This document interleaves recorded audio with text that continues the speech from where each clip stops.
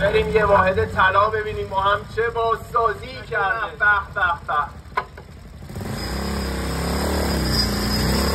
اینجا یه واحد نیم دوبلکسیه که 20 متر مربع تراس داره. یه نکته هم بهتون آموزش بدم، مکانی که سقف بالای سرش نباشه جزو متراژ سند نیست و بهش تراس میگن. فرقش با بالکن اینه که بالکن مسقفه و تراس سقفی نداره. 110 متر اینجا، 3 تا اتاق خواب داریم، 4 طبقه تک واحدی. جذابیتش به همین چند تا پله چوبیه. اینجا خیابان مهستان باغ فیض از جاهای خوب این محله است. یه نشیمن طراحی شده، صفحه کابینت کورینه. از بالا هم سالنش رو ببینید، سرویس ها لوکیشنش خیلی خوبه.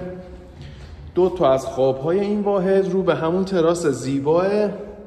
از این اتاق که اصلا دسترسی داریم ما به اون تراس جذاب.